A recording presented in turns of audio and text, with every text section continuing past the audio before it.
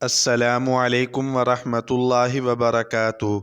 ناظرین مکرم، آج کی ویڈیو میں ہم ایک ایسے نوجوان کا واقعہ ذکر کر رہے ہیں جو شام کو اپنے دن بھر کے گناہ لکھا کرتا تھا، مگر اس کی زندگی میں ایک ایسا واقعہ پیش آیا کہ اس کے لکھے ہوئے تمام گناہ مٹ گئے اور ڈائری بالکل خالی ہو چکی تھی۔ تو آئیے ایمان افروز واقعہ پڑھیے۔ ایک نوجوان تھا جو ایک رات میں کئی لڑکیوں سے زنا کیا کرتا تھا، مگر اس کا معمول تھا کہ روزانہ شام کو ہر گناہ کتاب میں لکھ لیا کرتا کہ آج کے دن اس نے کون سی غلطی کی، کون سی خطا کی، کتنی لڑکیوں کی عزت لوٹی، کتنوں سے زنا کیا اور کتنے لوگوں کا حق مارا۔ وہ جو 24 گھنٹوں کے گناہ ہوتے شام کو اپنی ڈائری میں لکھتا۔ ایک رات وہ اپنے معمول کے مطابق اپنے کالے کرتوت اپنی ڈائری میں لکھ رہا تھا کہ دروازے پر کسی نے دستک دی۔ جب اس گناہ گار نے دروازہ کھولا تو یہ دیکھ کر حیران رہ گیا کہ سامنے ایک خوبصورت لڑکی کھڑی ہے۔ نوجوان نے پوچھا کیسے آنا ہوا؟ اس لڑکی نے کہا میرے بچے یتیم ہیں، کسی کی بھینس مری تھی، اس حرام بھینس کا گوشت کتے بھی کھاتے رہے اور میری اولاد بھی کھاتی رہی۔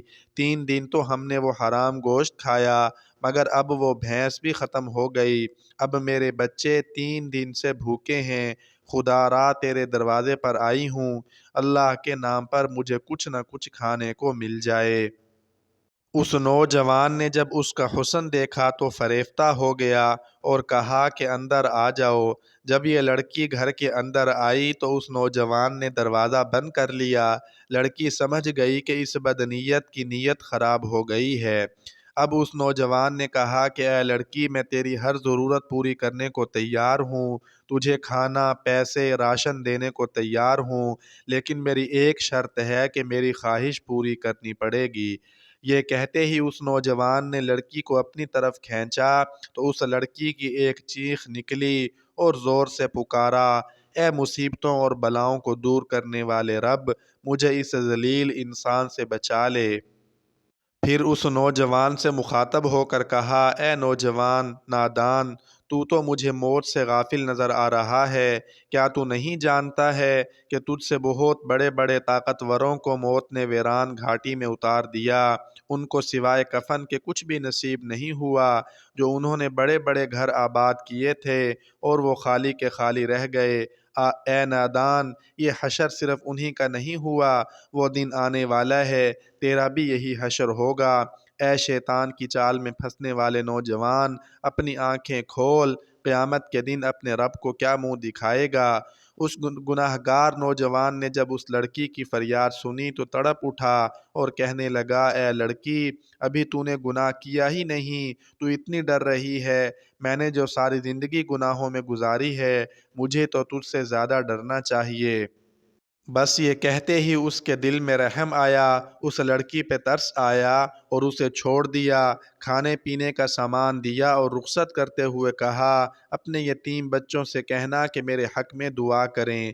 آج سے میں پکی توبہ کر رہا ہوں، دعا کرنا اللہ میری توبہ قبول فرمائے۔ اس لڑکی نے جاتے ہوئے نوجوان کو 3 دعائیں دیں۔ کہا، اے نوجوان، اللہ تیرے تمام گناہوں کو مٹا دے، اللہ تیرے ساتھ صلح کر لے، اور جب تو مرے تو اللہ کا ہو کے مرے۔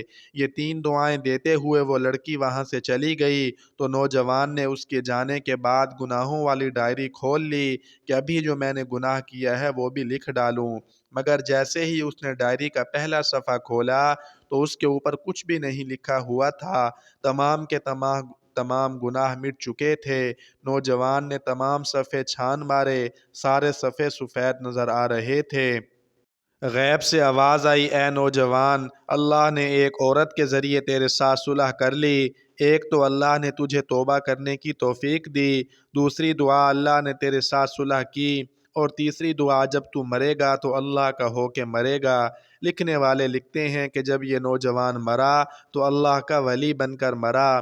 ساری عمر نمازیں پڑھنے میں گزار دی، ساری عمر قرآن پڑھنے میں گزار دی، اور ساری زندگی اللہ اللہ کرنے میں گزار دی۔ اللہ کو اس طرح راضی کیا کہ جب مرا تو اللہ کا ولی بن کر مرا۔